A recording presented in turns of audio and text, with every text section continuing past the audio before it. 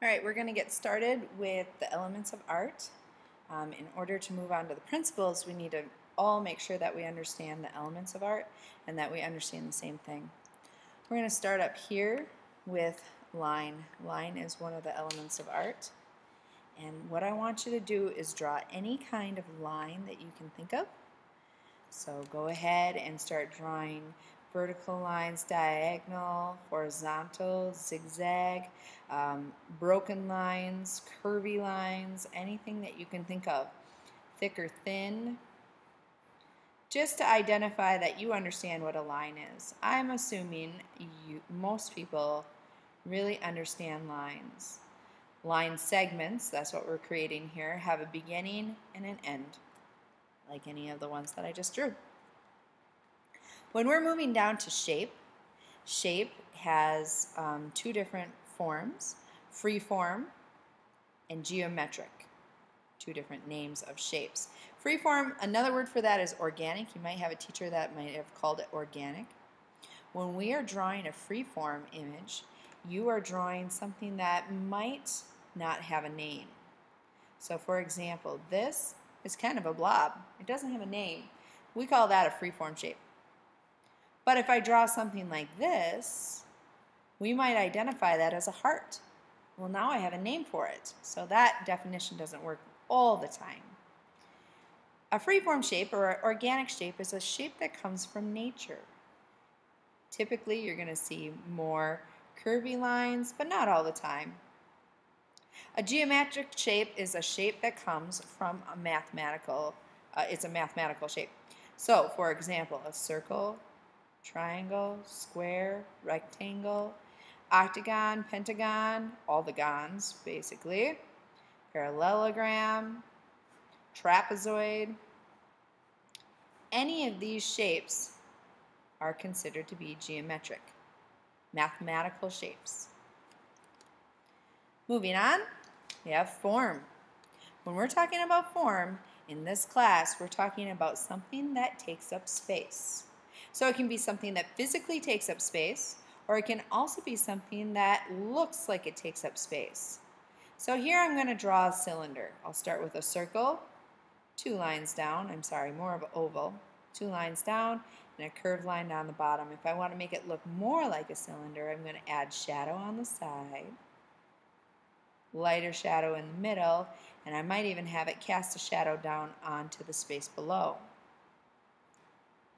Here's another one, a triangle, but at the bottom of the triangle it's more curved.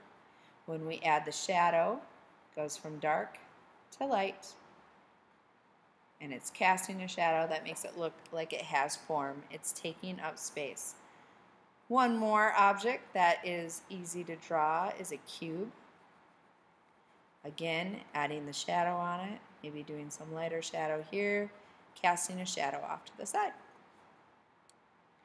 Space is another element of art that I'm going to talk about.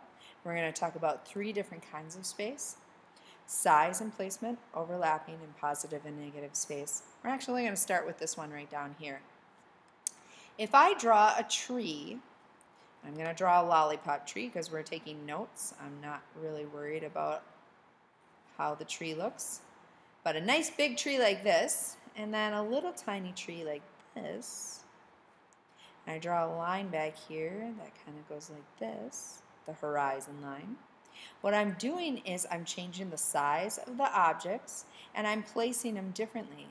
Now I'm telling you that this tree is in front. It's large, it's closest to us because, or we think that it's closest to us because I drew it large, and I also placed it at the bottom of the page. This one back here is small.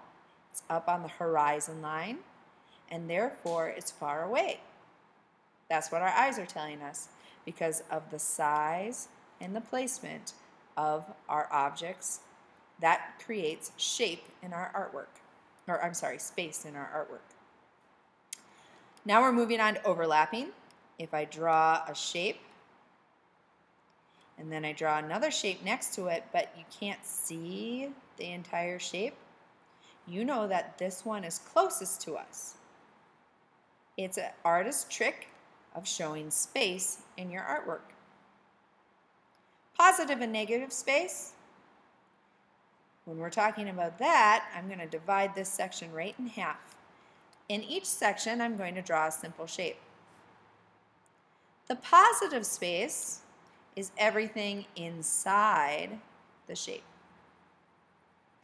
like that. The negative space is everything on the outside of the shape. So I'm going to go ahead and just color in the background in this space. When we move down to another element, we're going to run into color. Now color is a big one. So I have a line that goes down here. Oops, wrong way, sorry about that. To a color wheel. And I'm going to start by using the color wheel or creating a color wheel. Now we start out with the primary colors. The primary colors are up here, and you can even write those down. They are red, yellow, and blue. When we're putting the primary colors on the color wheel, they are the most important, so we add a nice dark triangle to begin with. So the triangle goes right down here. It's a solid triangle, and sometimes I make that line just a little bit thicker to show that it's really important. I'm going to put red at the top, yellow, and blue. These are the three most important colors on the color wheel. Now I'm going to draw an upside down triangle. This time I'm going to use a dotted line. The primary colors, when mixed together, make the secondary colors. So red plus blue equals purple or violet. Yellow plus blue equals green. So you put those right at the ends of this triangle. Yellow plus red equals orange.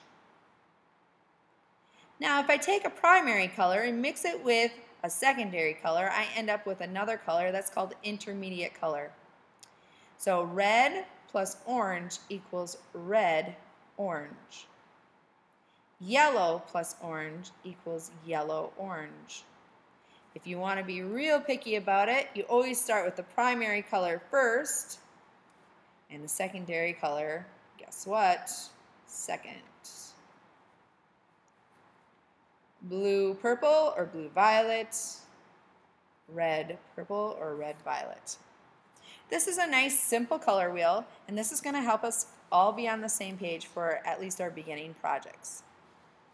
So we know our primary colors. If we take a primary color plus a primary color, it equals a secondary color.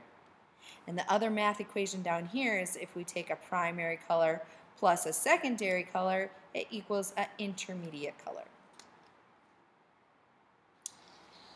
Now, if I take a primary color from the top of the color wheel and mix it with a secondary color at the bottom, that's not going to create an intermediate color.